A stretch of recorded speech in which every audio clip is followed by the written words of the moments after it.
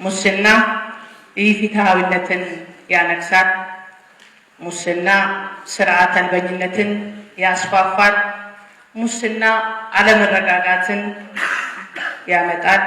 ሙስና የሀገርን ሰላም ያናጋል።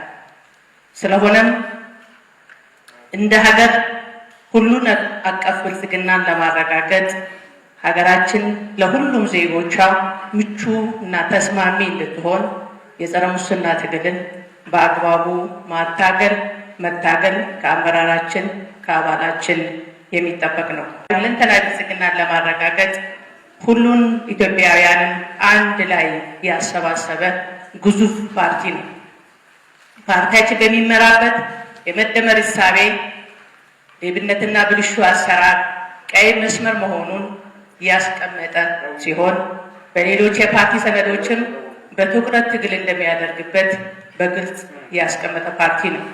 ብልጽግና ፓርቲ የሚመራበት የመደመር ፍኖተ ካርታ ውስጥ የሌብነትና ዝርፊያን ማካሄድ ቀይ መስመር መሆኑን ከማስቀመጡን ባሻገር አቋም ይዞ በፓርቲ ፕሮግራም፣ በመተዳደሪያ ደንቡ እንደዚሁም በምደባና በምዘና መመሪያዎች ላይ ከህልና ብስለት የሚመነጭ ሌብነትና የተደራጀ ስርቆት ከምንጩ ለማድረግ እንደሚታገል በግልጽ አስቀምጧል።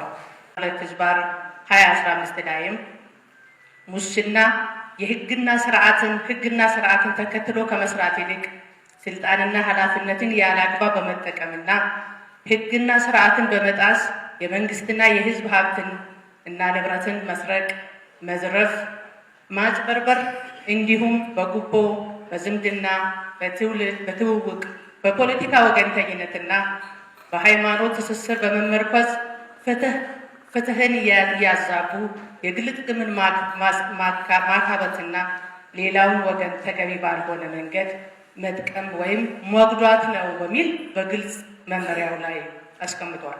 ፓርቲያችን የሚመራው መንግስት በርካታ የሌብነትና ብልሹ አሰራሮችን በአሰራር ስርዓት፣ በግምገማ፣ በኦዲትና በበሰለ ትግል በመለየትና እልባት በመስጠት በርካታ የመንግስትና የህዝብ ሀብትን ወደ መንግስት ካዝና እንዲመለስ በማድረግ እንዲሁም ትልልቅ ሀገር አቀፍ ፕሮጀክቶችን ከችግራቸው እንዲወጡ በማድረግ እንዲሁም ወንጀለኛ አካላትን የህግ እርምጃ በመውሰድ በታሪክ የማይረሳ ተግባራትን አከናውኗል። እንደምታውቁት በቅርብ ጊዜ የተመረቀው የህዳሴ ግድብን የነበረበትን ከለውጡ በፊት የነበረበትን ከችግሩ አውጥቶ አሁን ለኢትዮጵያ ህዝቦች እውን ያደረገ ፓርቲ ነው ማለት ነው። እንደ ዞናችንም ከቅርብ ጊዜ ወዲህ የተስተዋሉ ያሉ የብልሹ አሰራሮችና የሌብነት አዝማሚያዎችን በጥልቀት በመፈተሽ በኦዲት፣ በግምገማ፣ በአሰራር ስርዓት በመለየት የመንግስትና የህዝብ ሀብት፣ የተወረረ መሬት እና በምልጃ የሚሰጡ አገልግሎቶች፣ ከማዳበሪያ ሽያጭ የተሰበሰበ ገንዘብ የማሸሽ ችግርን፣ የገቢ አሰባሰብ ላይ የተሰማሩ ባለሙያዎች የዕለት ገቢን በአግባቡ ወደ መንግስት ካዝና ያለማስገባት ወዘተ ችግሮችን በዝርዝር በመገምገም ከዞን ጀምሮ የተቀናጀ ትግል በማድረግ ችግሩን በፈጠሩ አካላት ፖለቲካዊና ህጋዊ እርምጃ በመውሰድ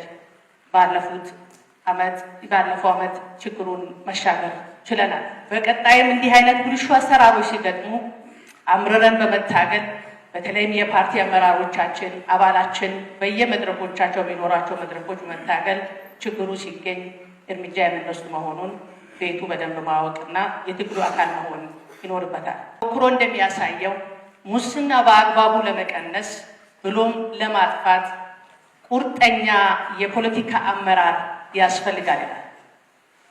ቁርጠኛ የፖለቲካ አመራር ማለት በደረጃው ያለው አመራር የፓርቲ አመራር ሙስና ካንሰር እንደሆነ፣ ሙስና የልማት ጸር እንደሆነ፣ ሙስና የህዝቦችን የአለመረጋጋት፣ ሙስና ሀገርን እንዳትለወጥ የሚያደርግ መሆኑን በውል ተገንዝቦ አመራራችን መታገል፣ ከሙስና መራቅ፣ ከሙስና የጸዳ መሆን፣ ራስ ጸዶ ሌሎችን እንዲጸዱ ማድረግ ላይ የፖለቲካ አመራሩ ቁርጠኝነት የሚፈልግ ስለሆነ